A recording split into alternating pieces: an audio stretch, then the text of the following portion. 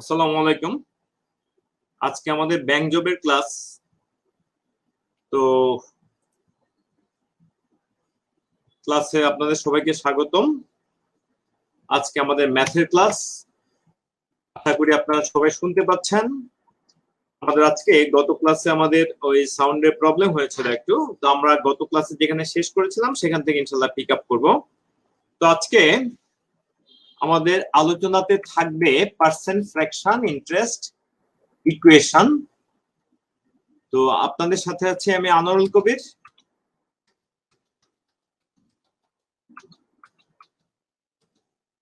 আজকে আমাদের আলোচনার টপিক হলো, আমরা যেখান থেকে শুরু করব, যে পার্সেন্টেজ এবং পার্সেন্ট ছাড়াও অন্যান্য কিছু ম্যাথে যে ক্রস টেবল একটা জিনিস, যেটা আমরা মনে হয় লেকচার 1 একটু ইন্ট্রোডিউস করেছিলাম। তো আজকে সেটা নিয়ে আরো একটু বিস্তারিত বলবো ইনশাআল্লাহ। এরপরে হলো আমরা পার্সেন্ট এবং ফ্র্যাকশন রিলেটেড কিছু কোশ্চেন আমরা সলভ করব। আমরা ইকুয়েশন ম্যানিপুলেশনের কিছু কাজ করব। আমরা ইকুয়েশন ফরমেশন এবং ইকুয়েশন সলিউশন নিয়ে কথা বলবো, এবং আমরা ফ্র্যাকশন কম্পেয়ারিং নিয়ে কথা বলবো ইনশাআল্লাহ। তো আমরা এখান থেকে আজকে আমরা শুরু করি। এখানে আমি একটা ইকুয়েশন লিখেছি। কি লিখেছি? কস্ট মাইনাস মার্কআপ, আসলে এটা প্লাস হবে, cost plus markup minus discount equal selling price. তো আমরা এখান থেকে এই কোশ্চেনটা দিয়ে শুরু করলাম। তো আশা করি কোশ্চেনটা সবাই আপনারা দেখতে পাচ্ছেন। এখানে বলা হয়েছে, a retailer bought a chair from the wholesaler for টাকা 800. He then marked up the price by 20% and sold at a discount of 5%. Question হলো, what was his profit on the chair in percentage term? তাহলে মিনিংটা কি দাঁড়াচ্ছে?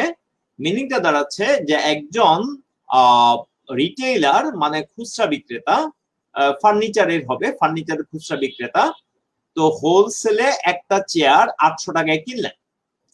তিনি এরপরে 20% দাম বাড়িয়ে ধরলেন, এবং এই দাম বাড়ানোর পরে তিনি এটা বিক্রি করলেন 5% ডিসকাউন্টে, 5% ডিসকাউন্টে। এখন আমাদের কাছে প্রশ্ন করেছে যে পার্সেন্টেজে তার প্রফিটটা কত পার্সেন্ট হবে।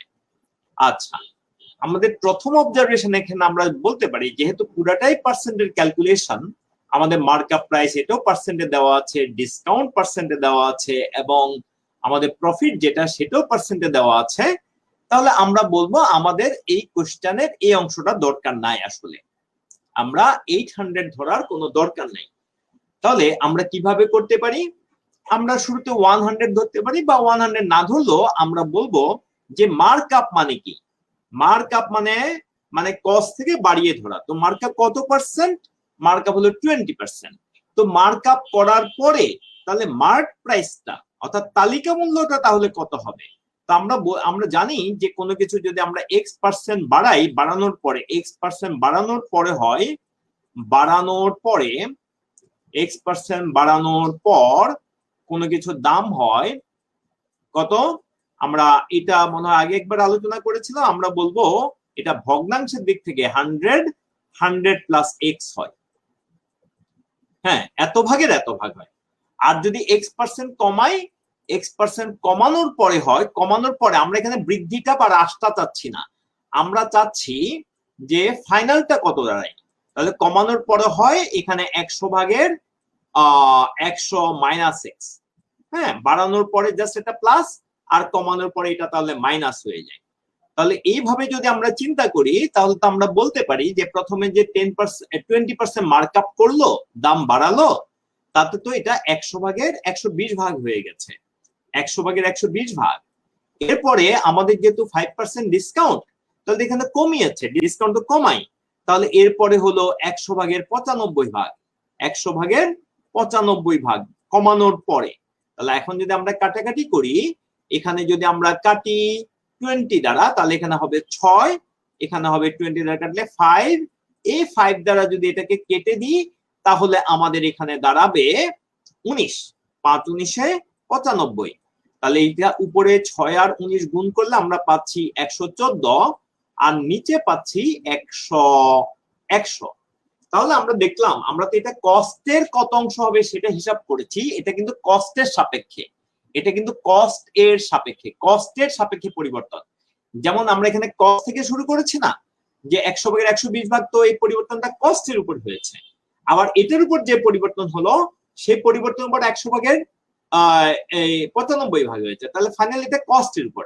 তার মানে আমরা দেখতে পাচ্ছি কস্টটা তাহলে ফাইনালি কত হয়ে গেছে, 100 ভাগের 114 ভাগ হয়ে গেছে, তার মানে ফাইনালি 14% আমরা বেশি পাচ্ছি। তাহলে এটাই হলো, এই 14% বেশি মানে এই 14% হলো আমাদের প্রফিট। তাহলে আমরা আর অন্য কোনো ভাবে করার দরকার নাই, আমাদের প্রফিট হলো কত পার্সেন্ট, আমাদের প্রফিট হলো 14%।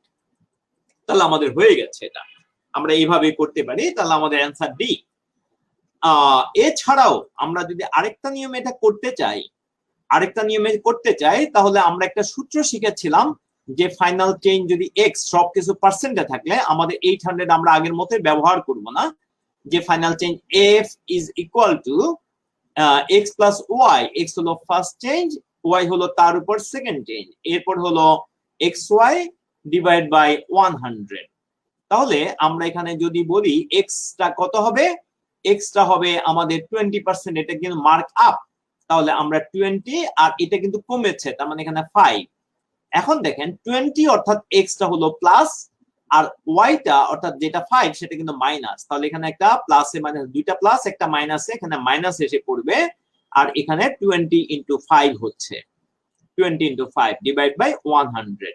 তাহলে এখানে কাটাকাটি করলে আমরা এখানে 5 পাচ্ছি, আলটিমেটলি 1 পাচ্ছি, তাহলে এখানে 1 থাকছে। তাহলে আমাদের এদিকে আছে 15, এদিকে আছে 15 মাইনাস 1 ইকুয়ালস আমরা 14, এটাও আমরা করতে পারি।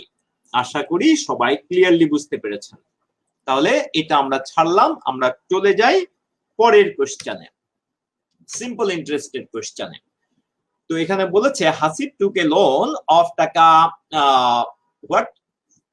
1400 with simple interest for as many years as the rate of interest. If he paid taka 126 as interest at the end of the loan period, what was the rate of interest? তাহলে আমরা বলবো এখানে তো তিনি 1400 টাকা loan নিয়েছেন, তাহলে আমরা বলবো 1400 টাকার উপর আমরা হিসাব করব তার ইন্টারেস্ট কত। এখন ইন্টারেস্ট রেটে কি বলেছে দেখেন, খেয়াল করেন, এখানে বলেছে with simple interest for as many years as the rate of interest, তার মানে ইন্টারেস্ট রেট যত আমাদের ইয়ারও তত, ফাইনালি কিন্তু ইন্টারেস্ট রেটটা চাচ্ছে, তাহলে ইন্টারেস্ট রেটটাকে আমরা আর ধরলাম, তাহলে এটার উপর আমাদের এখানে আর পার্সেন্ট হারে আমরা ইন্টারেস্ট দিলাম, কিন্তু এই কথা অনুসারে যেটা আমরা দাগ দিলাম সেটা অনুসারে চলে আসবে n ইকুয়ালস r। তাহলে এখন আমরা তাহলে n এর মান r বসিয়ে দিলে আমরা এখানে পেয়ে যাব টোটাল ইন্টারেস্টটা, এটা হলো 1400 টাকা মূলধন, তার উপর আর পার্সেন্ট ইন্টারেস্ট, আর মানে এটা হলো 1 বছর ইন্টারেস্ট, তাকে আর এখানে বছর দ্বারা গুণ করলে বছরটা এখানে আর এর সমান, তাহলে বছর দ্বারা গুণ করলে আমরা মোট ইন্টারেস্ট পেয়ে যাবে, এটা হলো 126। তাহলে এখানে কাটাকাটি করলে আমরা পেয়ে যাচ্ছি, এখানে 14 দ্বারা উপপক্ষে কাটতে পারি, তাহলে এখানে 9, তাহলে আমরা পেয়ে যাচ্ছি r স্কয়ার ইকুয়াল টু 9 সমান 3 স্কয়ার, তাহলে আমরা বলবো r ইকুয়ালস 3, এবং সেটা হলো পার্সেন্টে, তাহলে আমরা পার্সেন্ট বলে দিলাম, আমাদের অ্যানসার হলো a। এখানে পার্সেন্টে যেহেতু হবে, তাহেরা ফেরদৌস শাপলা একটু তাহলে হিসাবটা করে নিতে হবে, কারণ r স্কয়ারের মান 9 আসে, কিন্তু আমাদের তো চেয়েছে r এর মান। আচ্ছা, তাহলে আশা করি আমরা এটা বুঝতে পেরেছি। আমরা চলে গেলাম এখন পরে কিছু আলোচনাতে। আমরা বলেছি যে মূলধনের সাথে সময়ের কিছু সম্পর্ক, এই সম্পর্ক কি, সুদের হার অপরিবর্তিত থাকলে, সুদের হার যদি অপরিবর্তিত থাকে, এক্স টাকার ওয়াই বছরের সুদ, এখানে আমরা এক্স এর জায়গায় ওয়াই এবং ওয়াই এর জায়গায় এক্স চিন্তা করতে পারি, অর্থাৎ এদেরকে ইন্টারচেঞ্জ করতে পারি, মূলধন এবং বছরকে ইন্টারচেঞ্জ করতে পারি। তাহলে ওয়াই টাকার এক্স বছরের সুদ একই হবে, পি টাকার 2n বছরের সুদ, এখানে আমরা 2 টাকে চাইলে পি এর সাথে আনতে পারি, বা 2n পুরোটা আনতে পারতাম, তো এখন আমি জাস্ট দেখাচ্ছি যে আমরা অংশ বিশিষ্ট নিয়ে আসতে পারি, সহগটাও নিয়ে আসতে পারি। তাহলে 2p টাকার n বছরের সুদের সমান, যদি বলে P/2 টাকা 2n বছরের সুদ, তাহলে এখন আমরা এই 2 টাকে এটার সাথে নিয়ে আসলে এটা তাহলে ডাবল হয়ে তাহলে আমরা বলতে পারবো এটা হলো, আমরা এখানে এটা লিখতে পারি যে P টাকার n বছরের সুদ, n বছরের সুদ, P টাকার n বছরের সুদ। তাহলে আমরা দেখতে পাচ্ছি যে কোএফিসিয়েন্ট গুলাকে আমরা খুব কমফোর্টেবলি এখানে ইন্টারচেঞ্জ করতে পারছি। তাহলে এখন যদি আবার n টাকে এইদিকে নিয়ে আসি, তাহলে n টাকার p বছরের সুদ বা 2p টাকার, এটাকে ইন্টারচেঞ্জ করলে n/2 বছরের সুদ। তো একই ধরনের সম্পর্ক আমরা n এবং r এর মধ্যেও স্থাপন করতে পারি, এবং এটা আপনাদের জন্য হোমওয়ার্ক রাখলাম।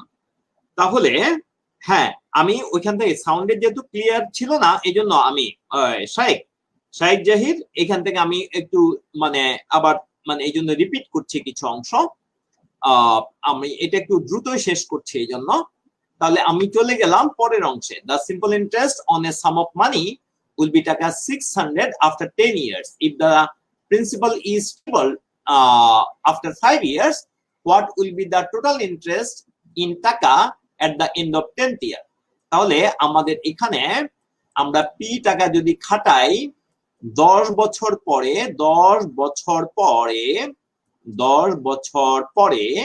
আমরা সুদ পাবো কত? সাম অফ মানিকে আমরা p টাকা নিলাম, সাম অফ মানি মানে আমাদের কাছে এখানে p। তো এখানে আমরা 10 বছর পরে সুদ পাবো কত? 600 টাকা। এটা শুধু সুদ। এখন বললো এটা 10 বছর।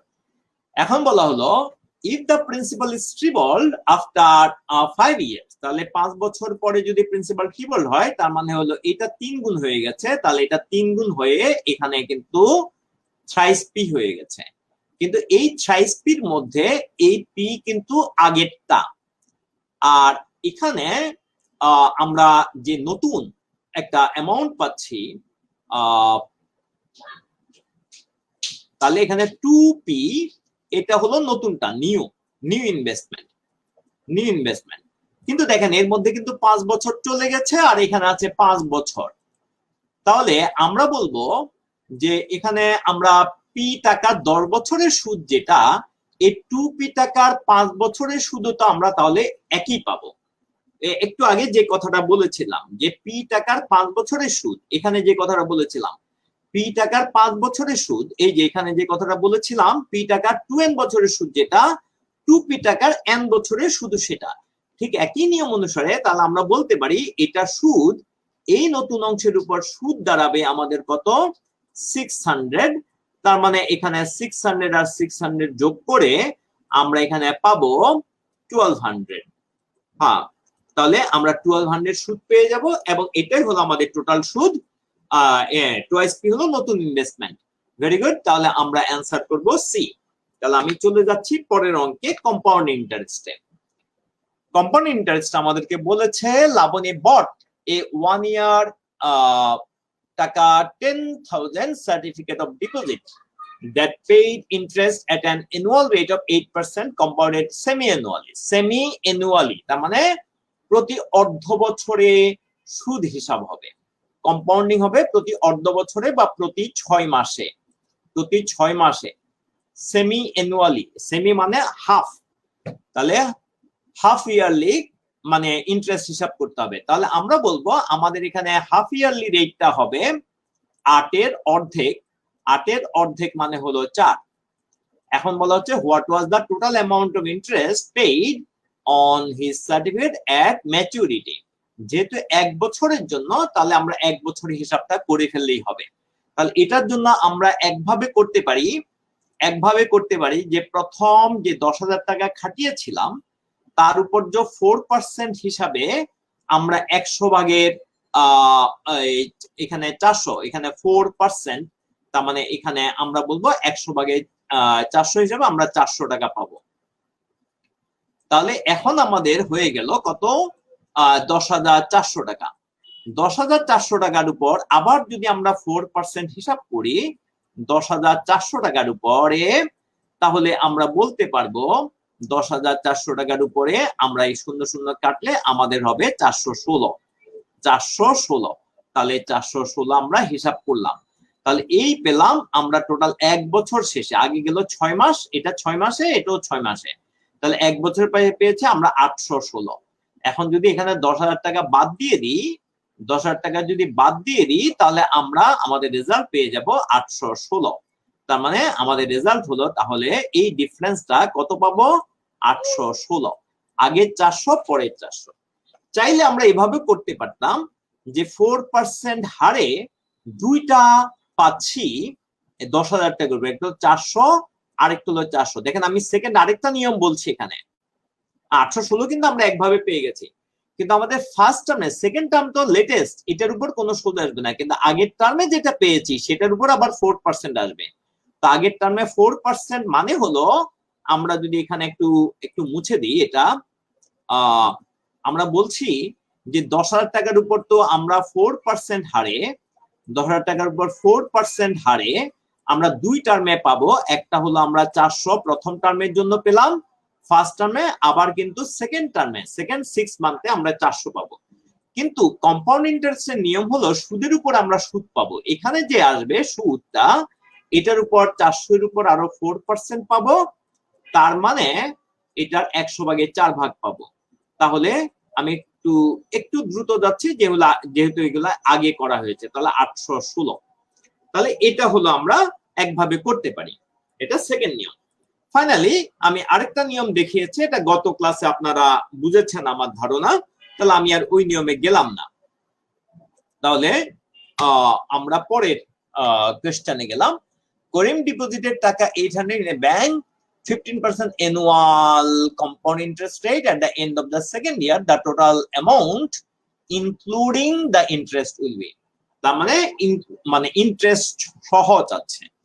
তাহলে কম্পাউন্ড অ্যানুয়ালি, এখানে কিন্তু অ্যানুয়াল কম্পাউন্ডিং, তাহলে আমরা বলবো এখানে তো আমাদের ছিল 800, এই 800 টাকার উপরে আমরা প্রথমে পাবো 100 ভাগের টোটালটা যদি হিসাব করি। এখানে তো কম্পাউন্ড ইন্টারেস্টে কিন্তু আমরা শুধু সুদ হিসাব করতে পারবো না, সুদ হিসাব করলে আলাদা যোগ করে করে করতে হবে।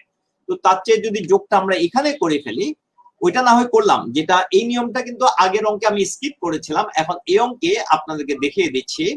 তাহলে 100 ভাগের 115 ইন্টু 2 বছরে at the end of the second year, 100 ভাগের 115। এখন গুণ করলে আমরা পেয়ে যাব, তাহলে 0 0 আমাদের ডাবল শূন্য চলে গেল, 4 দ্বারা কাটলে এখানে 2, 4 দ্বারা কাটলে এখানে হলো বলেন 25। তাহলে এখন কিন্তু আমরা 4 দ্বারাই কাটছি, এখন 5 দ্বারা কাটলে এখানে হলো বলেন 5 দ্বারা কাটলে এখানে হলো 5, 5 দ্বারা কাটলে এখানে পাবো 23, 23। এখানেও 5 দ্বারা কাটলে এখানে 23 পাবো। তাহলে এখন একটা সিম্পল গুণ করলে হয়ে যাবে 2 ইন্টু 23 ইন্টু 23। তাহলে এটা গুণ করলে, তো আমি এখানে একটু যদি আমরা যদি একটু কাজ কমাতে চাই, তাহলে আমরা দেখে দিতে পারি 3 3 গুণ করলে 9 হয়, 9 দিয়ে গুণে কিন্তু 18 হয়। তার মানে আমাদের শেষ যেটা 8 আসবে, এবং 8 ডিজিট একটারই আছে। যদিও এটাও ঠিক, এখানে নান অফ দিজে কিন্তু এটা একটু রিস্কি হয়, একটু। তাহলে আপনারা পুরো গুণটা করবেন আর কি। তো নামটা জানলে গুণ করাটা অনেক আমরা ফাস্টার ওয়েতে করতে পারি।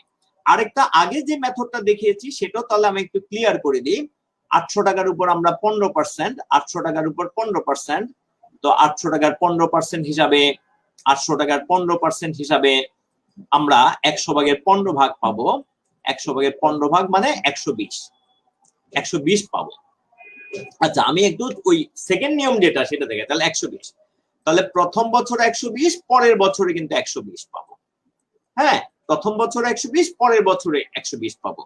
কিন্তু প্রথম বছরে যে 120 পেয়েছি তার উপর কিন্তু আবার 15% সুদ আসবে প্রথম বছরের উপর, কারণ দ্বিতীয় বছরটা তো আমি কেবল সুদটা পেলাম, এটার উপর তো আর আমার খাটেনি টাকাটা। কিন্তু আগের যে 120 টাকা পেয়েছি সেটা তো পুরো 1 বছর খেটেছে। তাহলে আমরা যদি এখানে কাটি, আমি শুধু সুদটা হিসাব করছি এখানে, তাহলে আমার 20 দিয়ে কাটলে 5, এখানে 20 দিয়ে কাটলে 6, এখানে 5 দিয়ে কাটলে আমরা পাবো 3, তার মানে 18 টাকা পেয়ে যাচ্ছে। তাহলে আমাদের এখানে চাচ্ছে 200 কত টাকা? 58 টাকা। এই 58 টাকা হলো শুধুমাত্র সুদ, এই 58 টাকা হলো শুধুমাত্র সুদ। তো এই সুদের সাথে যদি আপনি 800 যোগ করেন, তাহলে অনায়াসে কিন্তু এই ফিগারটা আপনারা পেয়ে যাচ্ছেন। তো আশা করি এটাতে আপনাদের আর কোনো সমস্যা নাই। What will be the difference between simple and compound interest at 10% per annum on a sum of টাকা 10,000 after 4 years? 4 years পরে কম্পাউন্ড ইন্টারেস্ট এবং সিম্পল ইন্টারেস্টের মধ্যে পার্থক্য কত হবে? তো এটা আপনাদের হোমওয়ার্ক দিয়ে দিলাম। আমি একটু নতুন অঙ্কে যাচ্ছি। হ্যাঁ, একটু নতুন অঙ্কে যাচ্ছি, কারণ এটা আমি যদিও গত ক্লাসের কারণে আমি রিপিট করছি, তো এটা আমি যাচ্ছি এবং এটাও আমি গত ক্লাসে করেছি। আমি এখান থেকে এবার পিক আপ করি। হ্যাঁ, cross table is special tool for data analysis, এখান থেকে আমরা শুরু করলাম। তো আমরা ক্রস টেবল দিয়ে শুরু করছি। আশা করি আপনারা প্রশ্নটা সবাই ধরতে পারছেন, মানে এখন স্ক্রিনটা দেখতে পাচ্ছেন। তো আমাদের প্রথমটা, of all employees of a bank 70% are women and 60% are married. 2/3 of the male employees are single. What fraction of the female employees of the bank are married? হ্যাঁ, তাহলে ব্যাংকের কত পার্সেন্ট এমপ্লয়ি ম্যারিড এটা জিজ্ঞেস করেছে। তাহলে cross table আমরা কোথায় কাজে লাগাবো, এটা প্রথমে একটু আমাদের সমাধান করা দরকার। ক্রস টেবল আমরা কোথায় লাগাবো? আমরা ক্রস টেবল কাজে লাগাবো যেখানে আমাদের একই জিনিসকে আমাদের দুইটা ক্রাইটেরিয়া বা দুইটা বৈশিষ্ট্য অনুসারে ভাগ করবে, সেখানে আমরা কাজে লাগাবো। দেখেন এখানে কিন্তু একবার ভাগ করেছে, ওমেন বলেছে, তার মানে এটা কিন্তু ম্যান এবং ওমেন হিসাবে ভাগ, ম্যান এন্ড ওমেন হিসাবে ভাগ। এরপরে এটা আবার বলেছে ম্যারিড, তার মানে এটা কিন্তু ম্যারিড আর আমরা যদি একটু সংক্ষেপে লিখি এবং সিঙ্গেল হিসাবে ভাগ। তাহলে আমরা এই ধরনের ক্ষেত্রে যখন একই ডেটাকে দুইটা বৈশিষ্ট্য অনুসারে ভাগ করবে, তখন আমরা করব কি, আমরা দুইটা বৈশিষ্ট্য অনুসারে তখন আমরা ক্রস টেবল ব্যবহার করব। তাহলে এই ক্রস টেবলটা কেমন হবে? ক্রস টেবলটা হবে একটা 3/3 টেবল। 3/3 টেবল। তাহলে এখানে কি থাকবে? প্রথমে যে ভাগটা দেখেন, এই ওমেন এত পার্সেন্ট ওমেন বলেছে, তাহলে এখানে ম্যান হবে, এখানে ওমেন হবে, আর এটা হবে টোটাল। আর এখানে ম্যারিড হবে, ম্যারিড, আর এখানে সিঙ্গেল হবে, এখানে সিঙ্গেল, আর এটা হবে টোটাল। আরেকটা 3/3 বলেছি, তাহলে এটা হবে আমাদের টোটাল।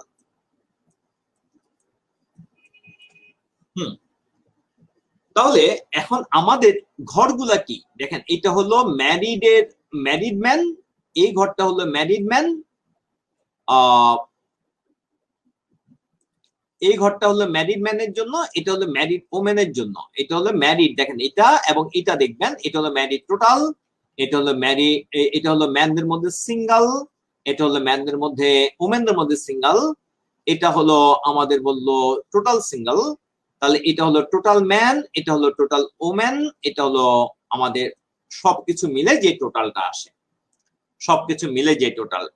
তাহলে আমরা এটা কিভাবে করতে পারি? আমাদের যেহেতু কত বলেছে, আমাদের যেহেতু এখানে 17% ম্যান বলেছে, আমাদের যেহেতু এখানে 17% ম্যান বলে 70% ম্যান বলে ওমেন বলেছে, তাহলে আমরা এটা কোথায় বসাবো? দেখেন এখানে কিন্তু প্রথমে এই যে ওমেনটা বলেছে, এটা কিন্তু ম্যান ওমেন অনুসারে ভাগটা করেনি। তাহলে টোটাল মানুষকে যদি আমরা 100% ধরি, তাহলে ওমেনের ঘরে আমরা বসাবো 70%, আর ম্যানের ঘরে আমাদের অটোমেটিকলি হয়ে যাবে 30%। তাহলে আশা করি এই জিনিসটা বুঝতে পেরেছেন। হ্যাঁ, কোশ্চেনের বাংলা তো আমি সাথে সাথে বলছি ভাইয়া। মোশাররফ হোসেন, কোশ্চেনের বাংলা তো আমি সাথে সাথে বলছি। Of all employees of a bank 70% আর উইমেন। এটা তো মানে কি, একটা ব্যাংকের সব কর্মচারীর মধ্যে 70% মহিলা। তো 70% মহিলা, তাহলে আমরা এখানে 70 ধরেছি মানে মহিলার টোটালে, আর টোটাল আমরা 100% ধরেছি, তাহলে ওমেন হলো আমাদের 30% পেয়ে গেছে। এরপরে 60% মানে কার মধ্যে 60%? সব এমপ্লয়ির মধ্যে। এই কথাটা শুরুতে বসে আছে। এটা হলো আমাদের 60% হলো ম্যারিড, তার মানে 60% ম্যারিড মানে হলো এটা বোঝা যায়, এটা বাংলার মতো ইংলিশটা। হ্যাঁ, ইংলিশটার মধ্যে এখানে এমন কোনো জটিলতা নাই। তাহলে এটা হলো 60% হলো আমাদের বিবাহিত।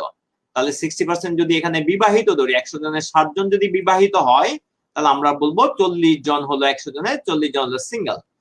2/3 অফ মেল এমপ্লয়িজ আর সিঙ্গেল। এই মেল এমপ্লয়ি মানে এটার মধ্যে 2/3 মানে হলো সিঙ্গেল। 2/3 মানে হলো আমরা বলতে পারি কত, 3/2 মেল এমপ্লয়ি মানে হলো পুরুষ এমপ্লয়ীদের মধ্যে 3/2 হলো সিঙ্গেল। তার মানে 3/2 করলে তাহলে 20 জন, তাহলে এখানে থাকে 10 জন। প্রশ্নের দিকে চলে যান, what fraction of the female employees of the bank R married. হ্যাঁ, তাহলে ব্যাংকের কত পার্সেন্ট, কত অংশ, ফ্র্যাকশন মানে অংশ, কত অংশ ফিমেল এমপ্লয়ীদের, কত অংশ ম্যারিড বিবাহিত। তাহলে আমরা ফিমেল এমপ্লয়ি কত জানি, তাহলে এখন ম্যারিডের এই ঘরটা বের করতে পারলে কিন্তু আমাদের হয়ে যায়।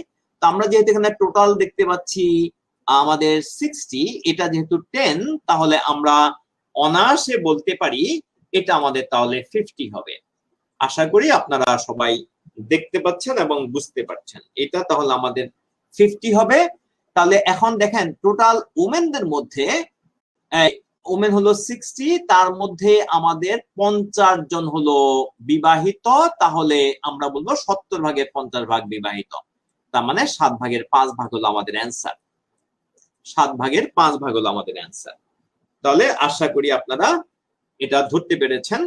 এখন আমি এরকম অঙ্ক একটা আপনাদের করার জন্য দিচ্ছি, এটা আপনারা এখনই করে ফেলেন। এটা করে সবাই আমাকে অ্যান্সার জানান। সবাই এই সেকেন্ড কোশ্চেনটা করে আমাকে অ্যান্সার জানান ঝটপট। In a group of 9 children there are twice as many girls as boys. মানে 9 জন বাচ্চার মধ্যে, যারা পরে বাংলা চান, বাংলাটা তাহলে এখনই শুনে নেন। 9 জন বাচ্চার মধ্যে মেয়েদের সংখ্যা হলো ছেলেদের সংখ্যার দ্বিগুণ। যেখানে as many, as much as দিয়ে যেখানে তুলনা থাকবে, আসলে যে কোনো তুলনা, এমনকি দেন দ্বারা তুলনা থাকলেও আপনি সবসময় সেকেন্ডটাকে আগে ধরবেন। মানে বয় যত গুণ তার দ্বিগুণ হলো, বয় যত তার দ্বিগুণ হলো মেয়ে, মানে গার্লস। তাহলে and twice as many right handed people as there are left handed people, মানে লেফট হ্যান্ডেড যত জন আছে মোট, রাইট হ্যান্ডেড কিন্তু তার দ্বিগুণ। এখন আমাদেরকে জিজ্ঞেস করছে if a third of the boys are left handed, যদি বলা হয় যে আমাদের টোটাল কতজন, a third of the boys, বয়দের মধ্যে 3/1 যদি লেফট হ্যান্ডেড হয়, বয়দের 3/1 যদি লেফট হ্যান্ডেড হয়, তাহলে আমাদের প্রশ্ন হলো how many girls are right handed. তাহলে কত পার্সেন্ট মেয়ে রাইট হ্যান্ডেড হবে। কত, হাউ মেনি গার্লস বলছে, হাউ মেনি গার্লস কতজন মেয়ে রাইট হ্যান্ডেড হবে। তাহলে এখানে মেয়েদের সংখ্যা বের করতে, রাইট হ্যান্ডেড মেয়েদের সংখ্যা চাচ্ছে। তাহলে সবাই একটু পড়েন দেখি। তাহলে এখানে আপনারা দেখতে পাচ্ছেন, আমি প্রথমে যদি একটা আপনাদের একটু এগিয়ে দিতে চাই, আপনারা দেখতে পাচ্ছেন যে একটা হলো জেন্ডার অনুসারে ভাগ করেছে গার্লস আর বয়েজ, আরেকটা হলো মানে হ্যান্ডেডনেস অর্থাৎ বাম হাতি নাকি ডান হাতি এটা দিয়ে ভাগ করেছে। তাহলে আমরা একটাকে রাখলাম বাম হাতি ডান হাতির জন্য, আমরা একটাকে রাখলাম বাম হাতি ডান হাতি, আরেকটাকে রাখলাম বয়েজ গার্লস। তাহলে এখানে বলেছে অ্যাজ মেনি গার্লস, তাহলে গার্লসটা এখানে রাখলাম, বয়েজটা এখানে রাখলাম, আর এটা হলো আমাদের টোটাল। আর এটাকে রাখলাম রাইট হ্যান্ডেড, আর এটাকে রাখলাম লেফট হ্যান্ডেড, আর এটা হলো আমাদের টোটাল। টোটাল হলো বাচ্চা হলো 9 জন। তাহলে এইবার আপনারা যদি হ্যাঁ, অনেকের কাছ থেকে আমি 2টা অ্যান্সার পেয়েছি, তবে 2টা অ্যান্সার আবার মিলছে না। কানিজ শারমিন বলেছেন একটা, মলি আহমেদ বলেছেন আরেকটা। হ্যাঁ, কানিজ শারমিন আবার বলছেন। তাহলে আমরা এখানে কোন সংখ্যাই কিন্তু জানি না, আমরা এখানে কোন সংখ্যায় জানি না। তো twice as many girls as boys, এখানে কিন্তু হ্যান্ডেডনেস ছাড়াই, তাহলে টুয়াইস অ্যাজ মেনি যদি আমরা বলি, মেয়েদের সংখ্যা যদি ছেলেদের সংখ্যা দ্বিগুণ হয়, তাহলে আমরা বলবো ছেলেদের সংখ্যা যদি 1 হয়, মেয়েদের সংখ্যা তো 2 হবে। তার মানে গার্লসদের সংখ্যা টোটাল 3 মধ্যে মেয়ে হবে 3/2, আর ছেলে হবে 3/1। তাহলে কার 3/2, কার 3/1, আমরা বলবো 9-এর টোটালের। তাহলে আমরা পাচ্ছি ছেলে হলো 3 জন, মেয়ে হলো 6 জন। তাহলে আশা করি এটা হয়ে গেছে। ঠিক একই ভাবে twice as many right-handed people as left-handed people, মানে left-handed যদি 1 ভাগ হয়, right-handed হলো 2 ভাগ, তাহলে আমরা একইভাবে আগে যেভাবে হিসাব করেছি ঠিক এইভাবে আমরা এখানে পেয়ে যাব 3 জন, এখানে পাবো 6 জন। এরপরে বলবো a third of the boys are left-handed, ছেলেদের a third মানে হলো 3 ভাগের 1 ভাগ, 3 ভাগের 1 ভাগ হলো left-handed বা বামহাতি ছেলেদের, তার মানে ছেলেদের ইয়াতে যেতে হবে, ঘরে যেতে হবে, এটা হলো টোটাল ছেলের সংখ্যা, তার মধ্যে 3 ভাগের 1 ভাগ, তো 3 এর 3 ভাগের 1 ভাগ মানে 1 জন, তাহলে এটা হলো আমাদের লেফট হ্যান্ডেড ছেলের সংখ্যা, তাহলে রাইট হ্যান্ডেড ছেলের সংখ্যা হলো 2 জন, কিন্তু এখানে যেহেতু আমরা টোটাল 6 পেয়েছি তাহলে এখানে হয়ে যাবে আমাদের 4 জন। কেন? আমাদের টোটাল তো 6 মিলতে হবে, টোটাল 6 মিলতে হবে, তাহলে এখানে 2 জন, 6 থেকে 2 গেলে এটা হলো 4 জন। আশা করি সবাই ধরতে পেরেছেন। তাহলে আমাদের অ্যান্সার হবে 4, অ্যান্সার হবে 4। এটা যারা 5 বলেছেন তাদের মনে হয় কোথাও একটু ভুল হয়ে গেছে। এখানে অবশ্য আমরা কি পাচ্ছি, এখানে তো আমরা 2 পাচ্ছি, তাহলে সবই ঠিক আছে, 5 তো এখানে কোনো ফিগার আসলে আসে না। তাহলে আশা করি এটা আপনারা বুঝতে পেরেছেন। তো আমি তাহলে পরের অঙ্কে যাই এবং এটা আপনারা দেখি নিজেরা করেন। A certain party was attended by 32 people. 24 of them were students and 12 of those in attendance were women. If 6 of the women in the attendance were students, then how many of the men who attended the party were not students? এটা আমি আপনাদেরকে homework দিয়ে দিচ্ছি, আমার মনে হয় এটার মধ্যে আপনাদের কোনো জটিলতা হবে না। এই অঙ্কটা করেন, এটার কিন্তু এই অঙ্কটা করে ফেলেন। নেক্সট আমি আগের অঙ্কটা হোমওয়ার্ক থাকলো, এবার এই অঙ্কটা করেন, এটার উপর আমি একটু এক্সপান্ড করব। বলা হচ্ছে in the Excel manufacturing company 46% of the employees are men, 60% of the employees are unionized and 70% of these are men. তার মানে কি, একটা কোম্পানির মধ্যে এক্সেল ম্যানুফ্যাকচারিং কোম্পানি, এখানে একটা কোম্পানির নাম, তো ওই কোম্পানির মধ্যে এমপ্লয়ীদের 46% হলো পুরুষ এবং 7% হলো ইউনিয়নাইজড, মানে হলো আনআয়োনাইজড না, এটা হলো ইউনিয়নাইজড, তার মানে তারা ইউনিয়ন করেন, ইউনিয়ন শ্রমিক ইউনিয়ন বা কর্মচারী ইউনিয়নের অন্তর্ভুক্ত। এরপরে বলেছে 70% অফ দিস আর মেন, এদের মধ্যে হলো 70%, 70% হচ্ছেন পুরুষ, 70% হচ্ছে পুরুষ।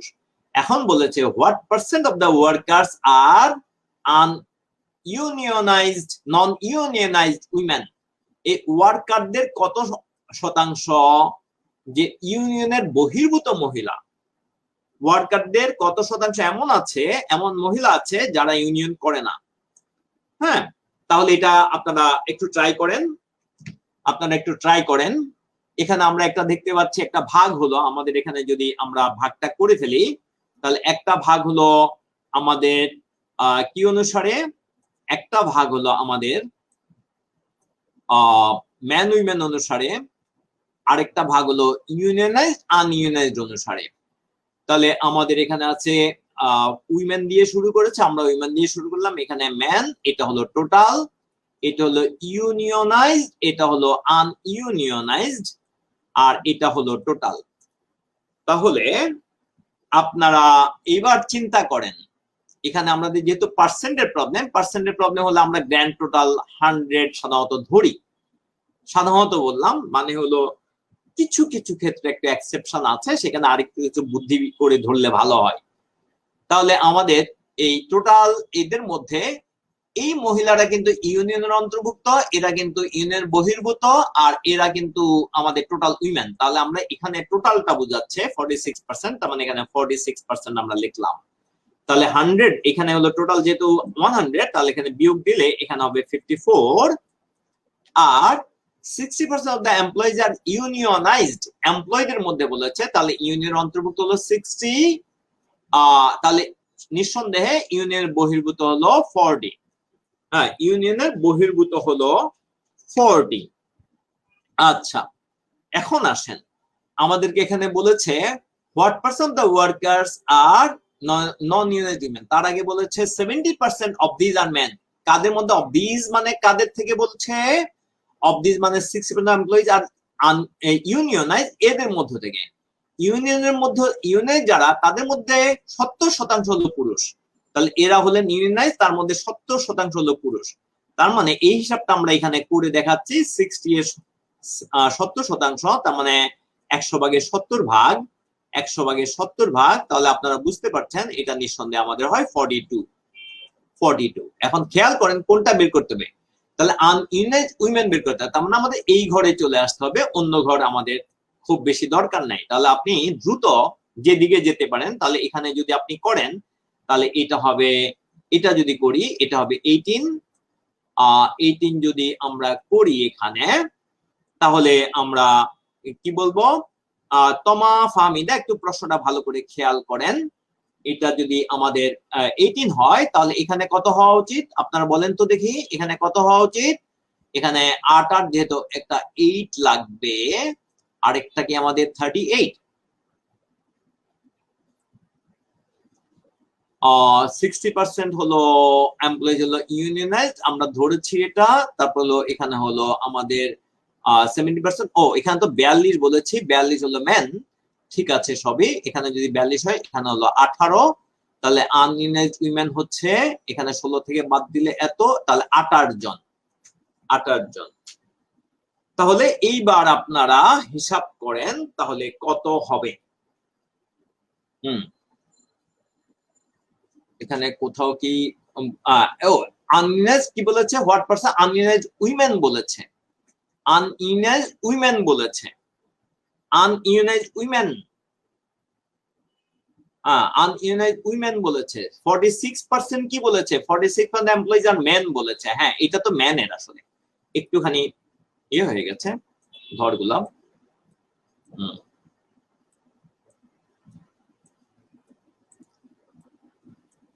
100 আমাদের উইমেন ম্যান টোটাল, তাহলে এখানে হলো ইউনিয়নাইজ, এখানে হলো ইউনিয়নের অন্তর্ভুক্ত না, এটা হলো total.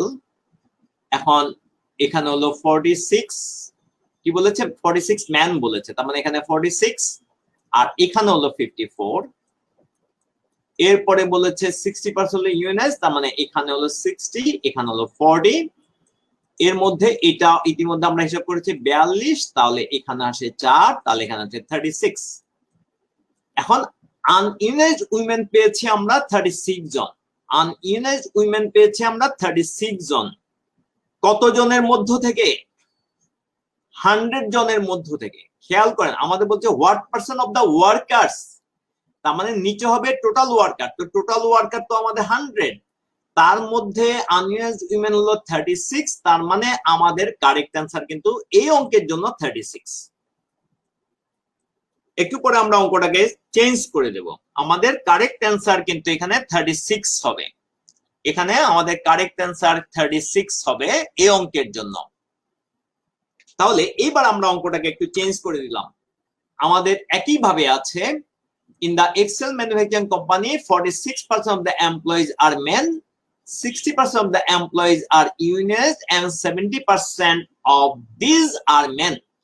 What percent of the unionized workers are women? তাহলে এই অঙ্কটা এবার করেন, দেখেন অঙ্কের কোথায় চেঞ্জ হয়ে গেল, আগেরটার সাথে যদি এটা মিলান, আগেরটার সাথে যদি মেলান কোথায় চেঞ্জ হয়ে গেল, সবকিছুই ঠিক আছে খালি এই অংশটা চেঞ্জ হয়ে গেল। আগের প্রশ্নটা ছিল what percent of the workers are non-unionized women, এবার বললো what percent of the non-unionized workers are women। এই যে কার সাপেক্ষে জিজ্ঞেস করলো সেটা কিন্তু একটা বিশাল ব্যাপার, কার সাপেক্ষে জিজ্ঞেস করলো, তার মানে অঙ্কের মূল ক্যালকুলেশনটা আগের মতোই আছে, কিন্তু শেষের দিকে এসে আমাদের কিন্তু একটু চেঞ্জ হয়ে যাবে, শেষের দিকে এসে আমাদের চেঞ্জ হয়ে যাবে। তাহলে দেখি আমাদের প্রথমে আমাদের এটা হলো মেন বলেছে, এটা তাহলে উইমেন, আর এখানে বলেছে ইউনিয়নাইজ, এটা হলো তাহলে নন ইউনিয়নাইজ, ইউনিয়ন বহির্ভূত, এটা হলো টোটাল, এটা হলো টোটাল। তাহলে এখানে যদি 100 হয় আগের মতোই সবকিছু, এখানে হলো আমাদের 46% হলো মেন, তার মানে এখানে 46, তাহলে এখানে উইমেন হলেন 54, তাহলে ইউনাইজড হলো আমাদের 60%, তাহলে আনইউনাইজড হলো আমাদের 40%। এখন এটার ম্যানের ঘরে বসবে, এটা ম্যানের ঘরে। আগে মনে হয় আমরা ম্যানটা পরে লিখেছিলাম, এবার কিন্তু ম্যানটা আগে লিখেছি। তাহলে 100 ভাগের 40 ভাগ আগের মতো ধরে 100 ভাগের কত ভাগ? 70%, 70 ভাগ। 100 ভাগের 70 ভাগ ধরে আমরা পাবো 42। তাহলে এখানে হয়ে গেল আমাদের 18, আর এখানে হয়ে গেল আমাদের 36। এখানে যদি চাই সেটা আমরা পাবো, কিন্তু আমাদের হেডেক কিন্তু এটা নিয়ে নন ইউএসড ওয়ার্কার মধ্যে। কিন্তু এইবার দেখেন বলেছে what percent of the non used workers are women. তার মানে আপনাকে খুঁজে নিতে হবে নন ইউনাইজড ওয়ার্কার্স কারা। তার মানে নন ইউনাইজড এখানে যাবে নিচে, আর নন ইউনাইজড উইমেন যাবে উপরে। নন ইউনাইজড উইমেন যাবে উপরে, নন ইউনাইজড যাবে নিচে, নন ইউনাইজড উইমেন যাবে উপরে। দেখেন ছোট্ট একটা জিনিস চেঞ্জ করে দিলে অঙ্ক কিভাবে চেঞ্জ হয়ে যায়। তাহলে আমাদের এখানে হবে কত বলেন তো? এখানে হবে আমাদের নন ইউনাইজড ওয়ার্কার, আমাদের বলবো আমরা এটা 40, আর এটার মধ্যে এটা হলো আমাদের নন ইউনাইজড উইমেন হচ্ছেন আমাদের 36। নন ইউনাইজড এর মধ্যে উইমেন মানে নন ইউনাইজড তো আছেনই, নন ইউনাইজড এর মধ্যে নন ইউনাইজড উইমেন। তাহলে এবার 100% দ্বারা গুণ করলে আমরা পেয়ে যাচ্ছি। তো আশা করি আপনারা ধরে ফেলেছেন। তাহলে 0 কাটলে আমরা পাচ্ছি এদিকে 9 পাচ্ছি। তাহলে আমরা পেয়ে যাব 90%, এবং 90% হলো আমাদের এই অঙ্কের জন্য কারেক্ট অ্যান্সার।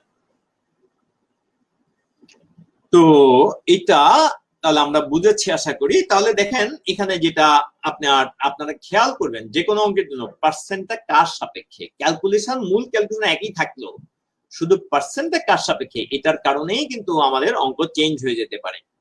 তাহলে ফাইনালি আমি এখানে একটা অঙ্ক রাখলাম। তাহলে in each production lot of a certain toy, 25% of the toys are red and 75% are blue. Half of the toys are size A and half are size B. If 10 out of a lot of 100 toys are red and size A, how many of the toys are blue and size B? তো আশা করি এই ধরনের English আপনাদের বুঝতে অসুবিধা হবে না। এটা যদি বাংলা করে দেওয়া লাগে তাহলে আমরা বুঝবো যে আমাদের আরো অনেক বেশি ইংলিশ পড়া দরকার। হ্যাঁ, কারণ পরীক্ষা হলে তো আমাদের বাংলা করে দেওয়ার জন্য কেউ থাকবেন না। তো এই জন্য ইংলিশ পড়া এটা বাড়াতে হবে।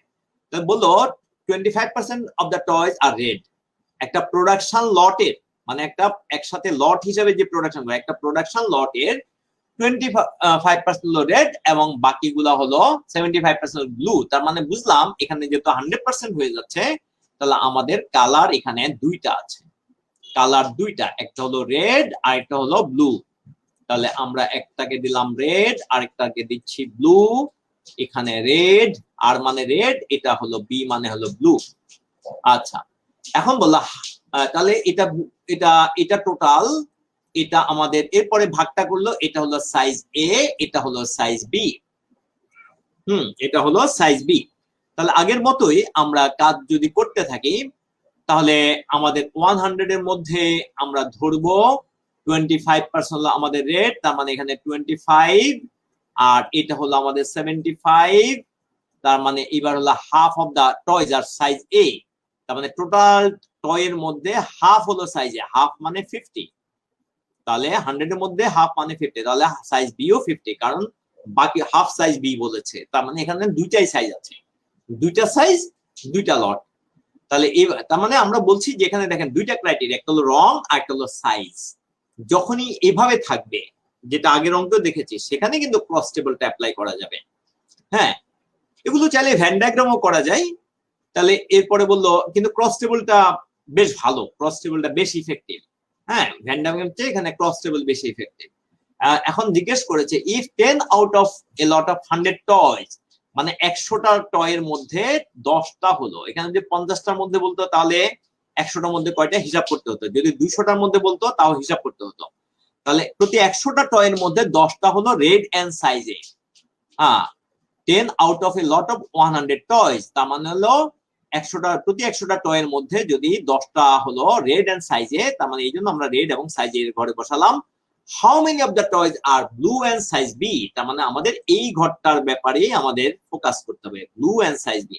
তো তাহলে আমরা চলে আসি, তাহলে এখানে হলো 10, এখানে যোগফল কিন্তু 50, তাহলে এখানে 40 হওয়া উচিত। আর নিচের যোগফল যেহেতু 75, তার মানে এখানে 35 হওয়া উচিত। তার মানে আমরা পেয়ে গেলাম আমাদের অ্যান্সার এখানে হবে 35। আশা করি সবাই ধরতে পেরেছেন।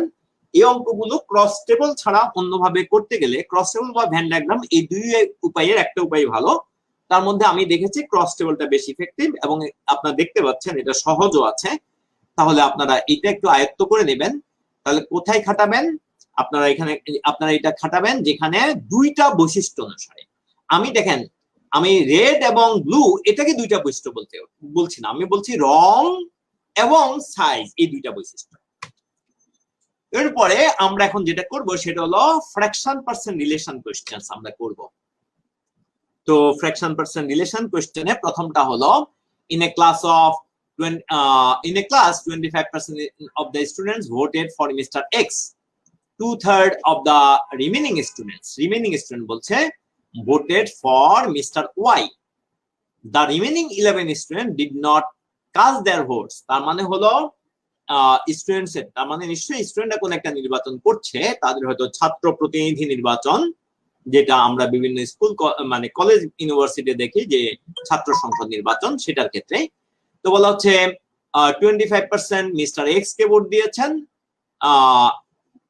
এবং 2/3 অফ দ্য রিমেনিং বাকিদের 3/2 মিস্টার ওয়াই কে ভোট দিয়েছেন। এরপর কিন্তু 11 জন রয়ে গেলেন, এই 11 জন কাউকে ভোট দেননি। তাহলে এখানে আমরা যেভাবে করতে পারবো, দেখেন 25% মানে আমরা জানি 25% আমরা জানি এটা কিন্তু আমাদের কত, আমাদের এটা মানে হলো 100/25। তার মানে আপনারা সহজে কাটাকাটি করলে পেয়ে যাচ্ছেন, বা আমি এটা আপনাদেরকে বলেছিলাম একটু ফ্র্যাকশন গুলো মুখস্থ করে নিতে। তাহলে 4/1 আচ্ছা, এরপরে 2/3 অফ দ্য রিমেনিং, তাহলে 4/3 কিন্তু রয়ে গেল, 4/1 চলে গেল, 3 রিমেনিং হলো। এই রিমেনিং শব্দটার কারণে কিন্তু এখানে আমরা 4/3 হিসাব করছি। এই 4/3 মধ্যে 3/2 তাহলে এখানে আমরা পেয়ে যাচ্ছি 3 তো কাটা গেল, তাহলে এখানে কাটলে 2, তার মানে এখানে হাফ পেয়ে যাচ্ছি। এখন এই দুইটা যোগ করলে আমরা যোগটা এখানে করি, আচ্ছা নিচেই করি, তাহলে এখানে 4/1 আর এখানে 2/1। আচ্ছা ভালো কথা, এখানে তো আমরা চাইলে এটাকে 4/2 লিখে ফেলতে পারি। 4/2 যদি লিখি তাহলে এখানে 4/3 পেয়ে যাই, 4/3। তাহলে বাকি থাকে, তাহলে 4/3 কিন্তু ভোট দিয়েছে, তাহলে বাকি থাকে, এরপরে বাকি 4/1 থাকে। 4/3 চলে গেলে বাকি 4/1 থাকে। তো 4/1 সমান হলো 11 জন। 4/1 যদি 11 জন হয় তাহলে পুরাটা জাস্ট 4 গুণ হয়ে যাবে। তাহলে 11 এর 4 গুণ বা 44 জন। তো এটা যেহেতু আমরা মানে পার্সেন্ট ফ্র্যাকশনের অঙ্কটা করেছি, তাহলে এখানে জাস্ট একটা পার্সেন্ট ছিল, সেটাকে আমরা ফ্র্যাকশনে নিয়ে কিভাবে কাজ করেছি এটা হলো মূলত দেখার বিষয়। তাহলে আশা করি সবাই বুঝতে পেরেছেন। তারপর আমি কুইকলি একবার বলে দিই। প্রথমে বলেছে 25% এক্স কে ভোট দিয়েছে, তাহলে এটা এখানে 4/1। এরপরে বলছে বাকিদের 3/2। তার মানে বাকিদের 2/3 মানে 3/2। তাহলে বাকিরা মানে 4/1 তো আগে চলে গেল, এক্স কে ভোট দিয়েছে, তাহলে বাকি থাকে 4/3, তার 3/2 মানে হলো হাফ। এই যোগ করার সুবিধার জন্য এখানে যেহেতু 4/1 লিখেছে, তাহলে এখানে আমরা এটাকে আবার লসাগু টসাগু না করে আমরা এটাকে 4 উপরে নিচে গুণ করে নিচে 4 নিয়ে আসলাম, তাহলে 4/2। তাহলে এখন সহজে যোগ করা যায় 4/3। তাহলে বাকি থাকে 4/1, যেহেতু 4/3 চলে গেছে, এদের মিলে হলো 11 জন। তাহলে 4/1 যদি 11 জন, তাহলে টোটাল হবে এর 4 গুণ, তার মানে 44 জন। আশা করি সবাই ধরতে পেরেছেন। তাহলে এই কোশ্চেনটা সবাই করে ফেলেন,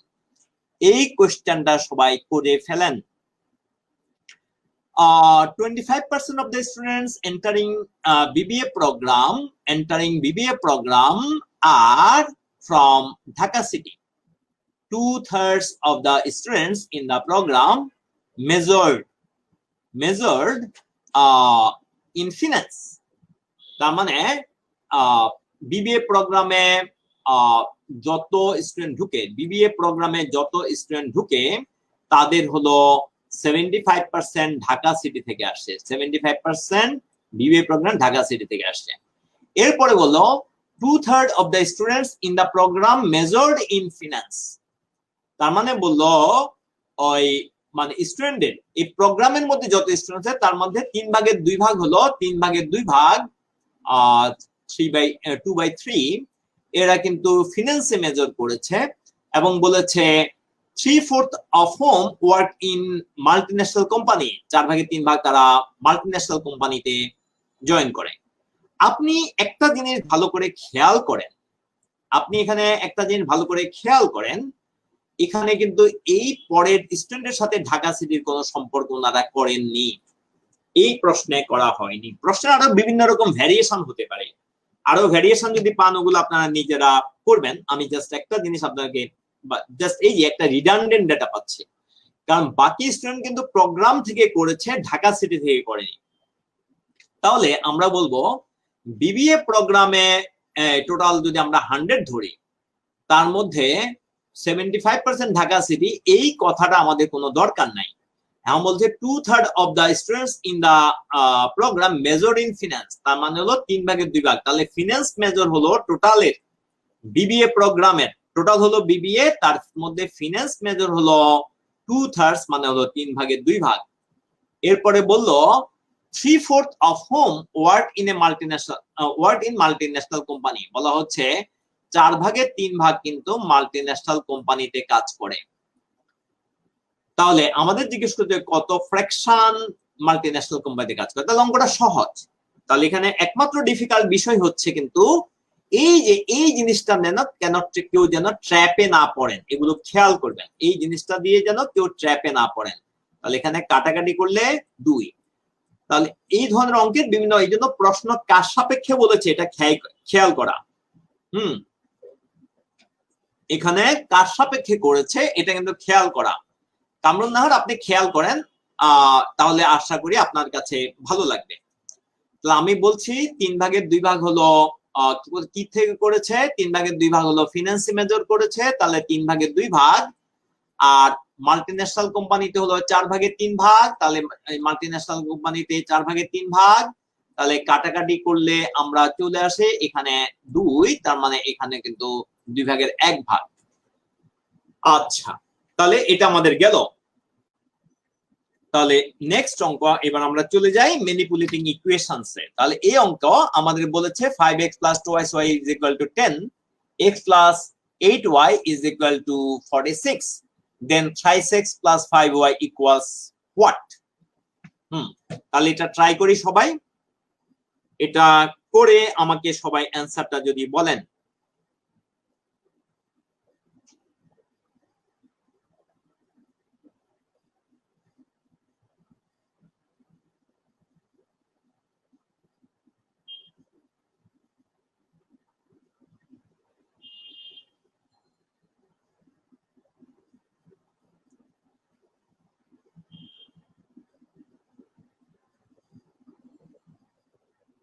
কনসেপ্ট ক্লিয়ার করে পড়তে হবে, আসলে এটা হলো আসল কথা, কনসেপ্ট ক্লিয়ার করে পড়তে হবে। তো আসেন এখানে আপনারা খেয়াল করেন যে এখানে আমরা দেখতে পাচ্ছি আমাদের প্রথম ইকুয়েশন হলো 5x + 2y =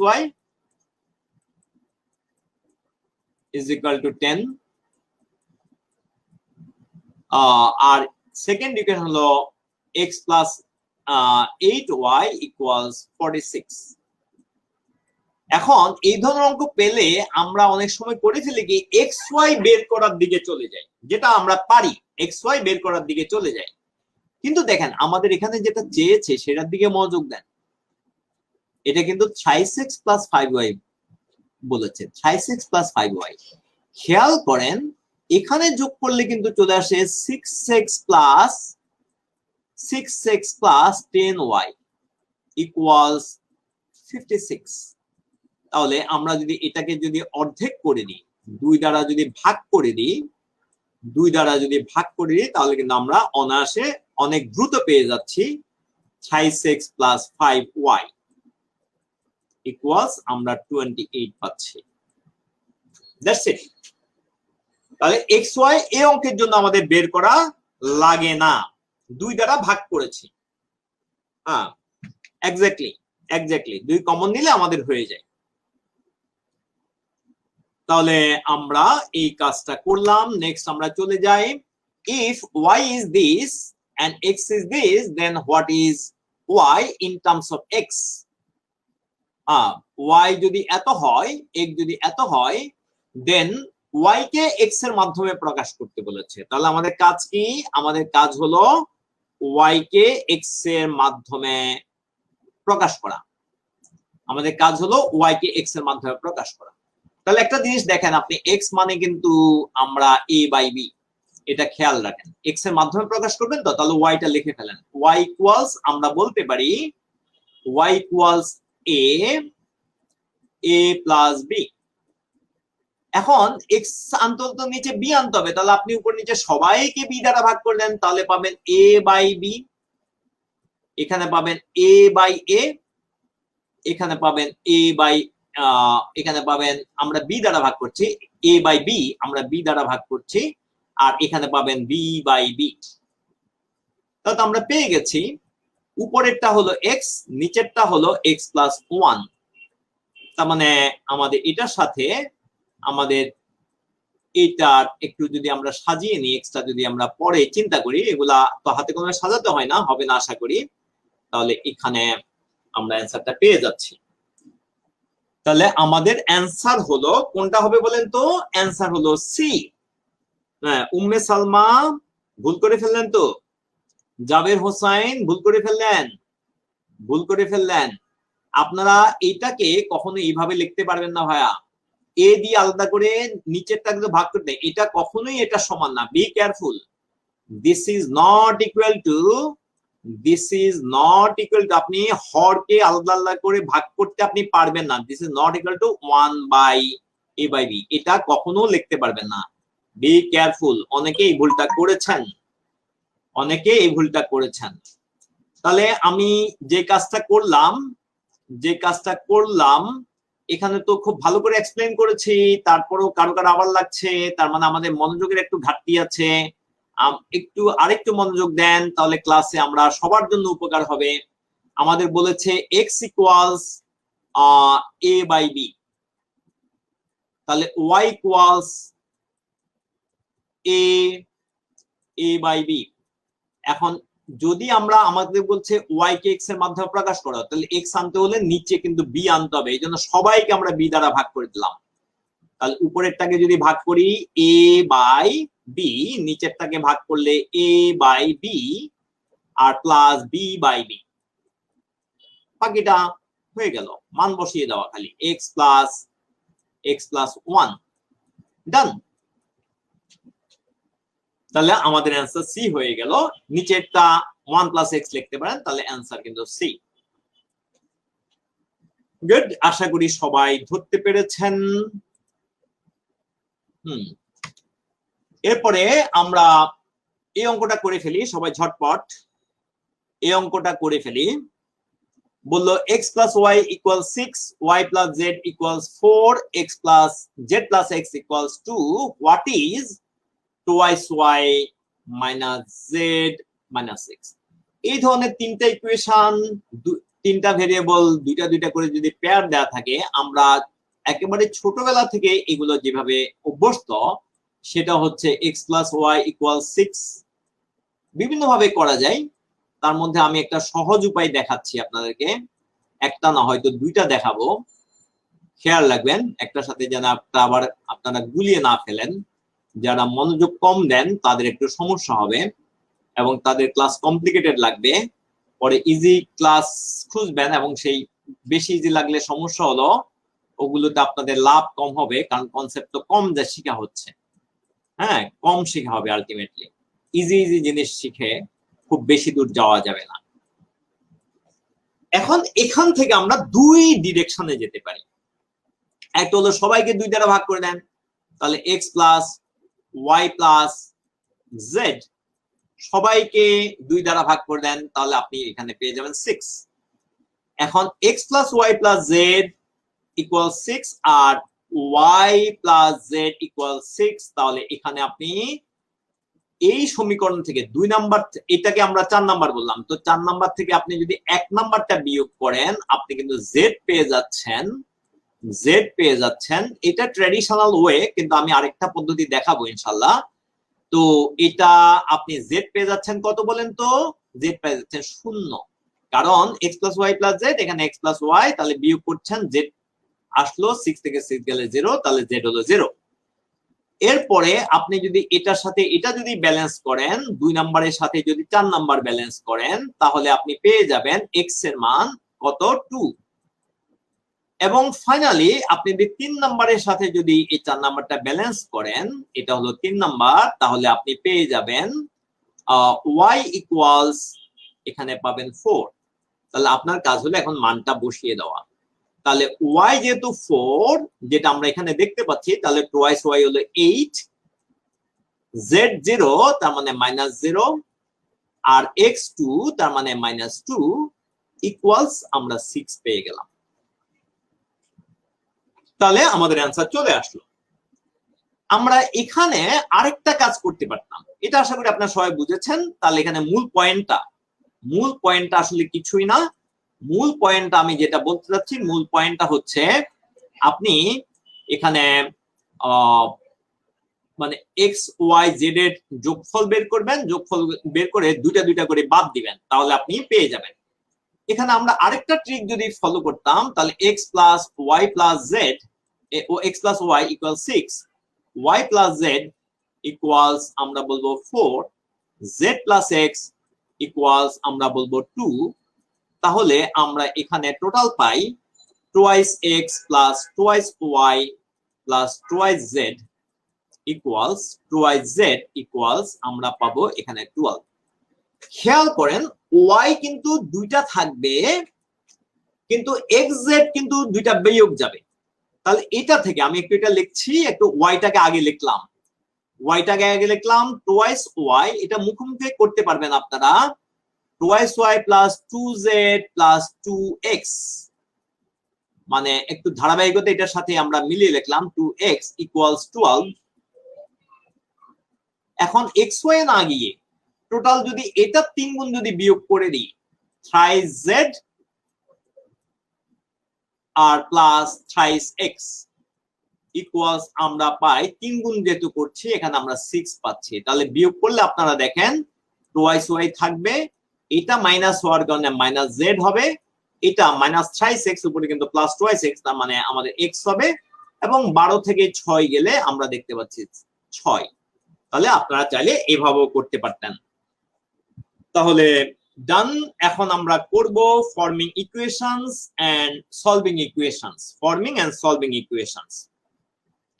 বলা হলো taxi fare is charged at টাকা 15 per mile plus 150 for a trip. If the total fare by taxi is this, then what is the distance covered in miles by the trip? তাহলে আপনি কি পাচ্ছেন? Taxi fare হলো mile প্রতি, per mile মানে এটা mile অনুসারে vary করবে, মাইল প্রতি হলো 15, আর ট্রিপের জন্য হলো কত? 150 টাকা। তাহলে আমরা একটা ইকুয়েশন বানাই নিতে পারি যে টোটাল ফেয়ার ইকুয়াল টু, আমাদের তো 150 টাকা, মানে ট্যাক্সিতে উঠলে 150 টাকা দিতে হবে, প্লাস 15x। এবং এটাকেই ওনারা বলছেন 600 টাকা। তা তো হয়ে গেল 15x ইজ ইকুয়াল টু, আমরা বাদ দিলে 15x বাদ দিলে আমরা পেয়ে যাব এখানে, বাদ দিলে আমরা 450 পেয়ে যাব। তাহলে x আমরা 15 দ্বারা ভাগ করলে আমরা পেয়ে যাব 30। তাহলে আশা করি আপনারা এটা দেখতে পাচ্ছেন এবং বুঝতে পারছেন। তাহলে আমাদের এটা এখানে শেষ। তো যাই হোক, আমাদের মনে হয় এই পেজ থেকে আরেকটা ক্লাস আছে এরপরে, তো আমরা তাহলে আজকে এখানেই রাখি। তো বাকি যেগুলো আছে আমরা পরে ক্লাস ইনশাআল্লাহ এখান থেকে পিক আপ করব। তাহলে আজকে আপনারা চাইলে এগুলা হোমওয়ার্ক হিসেবে করে ফেলতে পারেন, আমি একটু দেখিয়ে যাচ্ছি। তো আজকে ক্লাস এই পর্যন্ত। থ্যাংক ইউ সো মাচ, ভালো থাকেন, সুস্থ থাকেন। তাহলে দেখা হবে ইনশাআল্লাহ আগামী ক্লাসে। আসসালামু আলাইকুম।